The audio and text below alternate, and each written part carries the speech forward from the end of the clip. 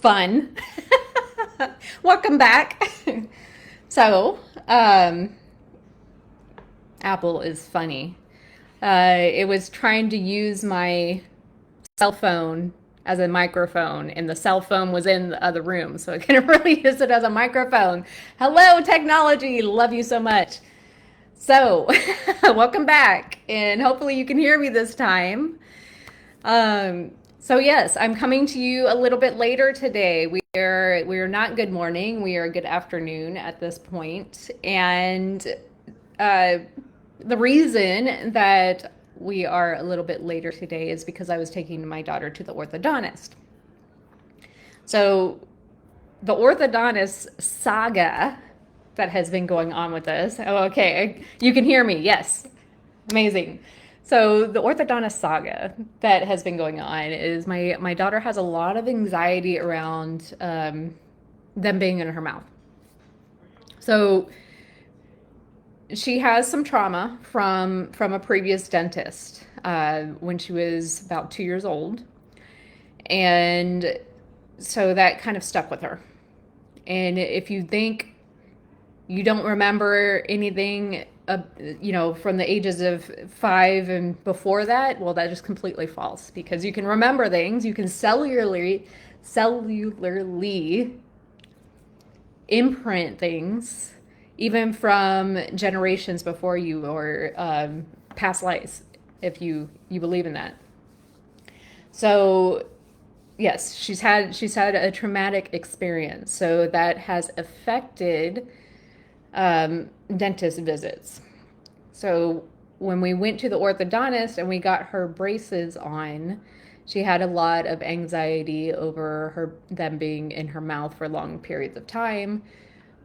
So each time that we go, it is a process. We have to really take our time with her. We have to make sure that she's comfortable. And if it's not going to happen, well, you can't force it. So that brings up to me resistance. Like she has a resistance to it, and if we continue to fight it and continue to push her, it's only gonna cause more resistance from her end. It's gonna cause more of a fight. So it got me thinking, because I tend to just get inspiration from what I'm going to coach on based on what my clients are going through, what I'm going through, what things are happening in the world. And I feel like the universe is always giving me the exact topics that everybody needs to hear, everybody needs to talk about. So resistance can show up in lots of different areas, right? It can show up in your business. Like you feel like you're constantly grinding and beating down a wall, and it's hard, or things aren't working out the way that you expected them to. You had an expectation, or maybe there's resistance in relationships. Like you wanted something to work out a certain way, and you had it in your mind, like how a person should react to something, perhaps. But maybe they have their own thoughts and feelings about things. So resistance is a lot to do with control, the need for control. Like you feel like things should be done a certain way, look a certain way, that you should have a certain result from it. And so you keep banging it out, like you're grinding the wheels. And when you further continue on this momentum of resistance, it's just going to continue to get harder and harder. It's like running in mud, right? You're running and running, and it's just like wearing you down, and you just can't get to where you wanted to go. You can't get to your goal. So if you've ever felt like you're up against a brick wall, and no matter how hard you try to move forward, that's a resistance. It shows up in our lives, and it's really important to let things happen as they're supposed to, because the more you can try to control it, the harder it's going to get. So last night we had the eclipse, and there's a lot of very potent energy around. A lot of people know about the full moon, the especially with hospitals, like there's something that happens with the full moon. There is just a certain energy out there or vibration. So if you've ever been in the hospital and you know what I'm talking about, just drop it in the chat, because there's it's odd. Everybody comes in with the same like stomach pain, and there's like 15 million people everywhere, and nothing's working and machines are going down. It's weird. So we all know that there's some energetic pull with full moons on its own, but when you throw a super moon, full moon, and an eclipse into that lunar eclipse, even though it is a partial, there's a lot of energetic pulls and shifts with that. So I'll talk about that a little bit too. But back to resistance. When you're feeling stuck or blocked, or you're unable to move forward, even when we feel really uncomfortable in the state that we're in, or really consciously want to. So the reason for this is because our subconscious mind is very resistant to change. It does not like things that it is not comfortable in. Like, even if, technically, if you were to make a better life for yourself, a positive change, because your subconscious mind is wired for the things that it knows, the safety, the familiarity, it sabotages. It likes to sabotage, or you'll procrastinate, or you'll have that negative self-talk that's running in your head, or you'll even get symptoms like fatigue or anxiety. It's like a big energy drain because you're constantly running in your mind, especially with the negative self-talk. But your conscious mind is kind of pulling back because it doesn't know if perhaps you get the goals that you want, you get the happy goals. For me, and for instance, moving across the country, it doesn't know if when I move to North Carolina, if, maybe we hate it. Or maybe we go through a financial struggle when we get there. Or maybe people aren't as open to healings as they are in Austin, in the area that I live. So there's a big resistance that it kind of pulls back the reins on getting your goals.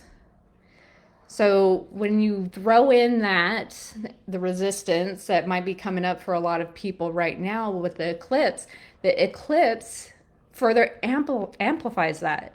So eclipses in general, they're going to amplify emotions. They're going to bring up hidden fears and anxieties, and that makes resistance even stronger. There's something that I read that with lunar eclipses is that it can increase anxiety, it can increase tiredness, headaches, sleepwalking, and then like a feeling of I already said anxiety, but like a feeling of unease or agitation. Can't even get my words out today. Oh my gosh. So when you think of the law of energy, right? Energy cannot be created or destroyed. It can only be transformed. This applies to emotional and mental energy too. So when we resist change, we create a stagnant energy, and then it blocks our flow and prevents us from moving forward. So again, when we come with that procrastination or that fear, and by acknowledging and releasing the resistance, we release those emotions, we free up that stagnant energy, we start to allow new possibilities to emerge, new possibilities for change. We welcome the things in that, maybe things are popping up and we're completely not even seeing them because we're so focused on the hell that we're in right now. So when we talk about eclipses, a lot of the things with eclipses is like it's an energetic pull to change things. It's a season of change, especially with fall coming up too. That's a season of change. It allows us to release. It brings up old emotions and old stuck hurt things so that you can release them and create space for transformation and release that resistance. So our thoughts, again, I talked about negative thoughts this Monday on the Monday motivation message. Our thoughts create our realities. So when we're thinking negative thoughts constantly over and over in our head, it's like a just hamster wheel that keeps going on and on and on. What we're doing is we're solidifying the neural pathways to think negative, to only see the negative, to not to really ignore the possibilities that are coming in. So we feel trapped. We feel like we're not good enough. We feel like we don't have enough. So having this neural pathway highway of negative thoughts, when you start to try to shift that to positive thoughts, your positive thought highway is this little shriveled up dirt road that hasn't been traveled on for, maybe a few months. And it's hard. It's so easy to say, just think positive thoughts, but to actually do it takes practice. So when our brains are wired to focus on the negativity, it's essentially like a survival mechanism. We know everything from our past, all the past events that put us in this negative mindset. In order to change that, it's a constant, like I said, constant work, constant having to retrain our minds. So again, with releasing, it's not just about the release. It's about the conscious things too that you're maybe journaling on, or leaving notes around your house, little notes of positive gratitude for the things that you have, or like for me, I put my baby picture on my phone so that I can look at the little being that I was, that I would have never talked down to that child. So it's a constant reminder to look at the thoughts that are going through my head, look at the constant resistance that I can create for myself, because I'm not exempt. It's been a process for me too. And so again, techniques to really shift negative thoughts, I would say to really take it easy on yourself right now with all this energy. Like, do some yoga, take some naps, journal. All of these things are things that get us more in a positive mindset. Go outside. It's it's one thing to be stuck inside of the house, but if you can get outside even for like 5 minutes, that starts to put a little bit more energy in you. It puts more of a positivity. It connects you to the earth. If you can put your feet in grass, ground yourself. And then of course, breathing. Breathing is one of the biggest things that I teach in for my coaches here, is to make sure that you're breathing down into the belly. So what breathing does is it's going to calm the nervous system.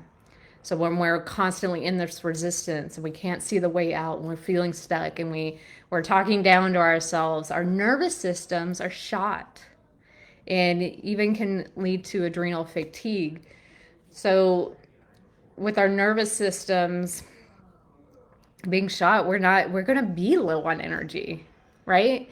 We're going to be irritated and, like feeling disaligned.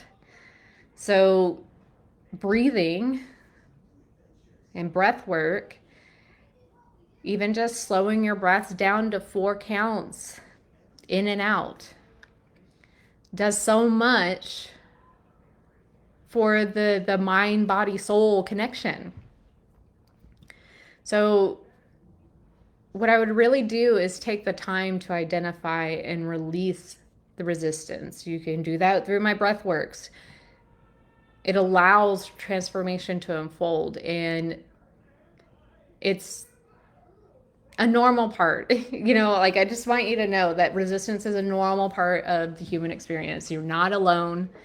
Again, I go through this stuff too.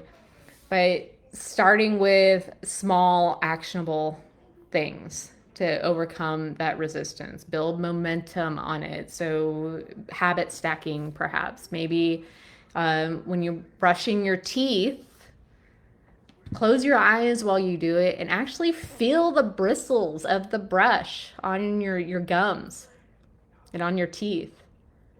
Like, when's the last time that you've brushed your teeth and really felt the brushing? Right? Because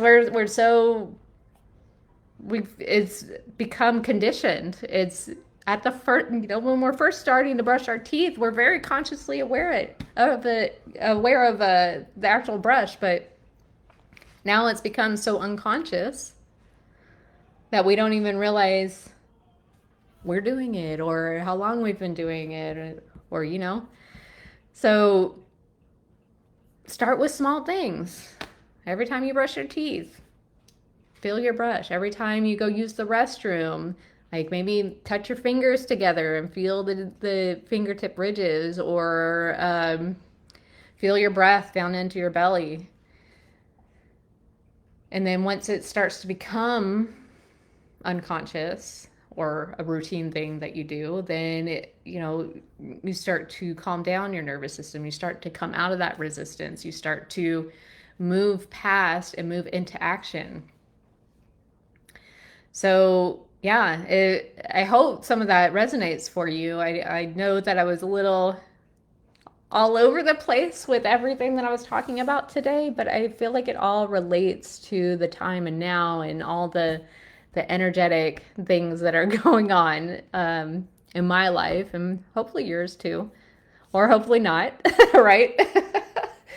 But hopefully that's some actionable steps for you that you can take if you are feeling that resistance, if you are feeling that energetic shift, if you're feeling a little wonky lately, maybe even emotional, like a lot of this energy kicks up a lot of emotions too. So hope that was helpful. I will be posting in here probably later today. I have a gift giveaway going on. So this gift giveaway is going to have lots of free gifts from multiple different coaches. So this month I'm pivoting a little. We're spending our energy wisely with packing and painting and all that stuff. So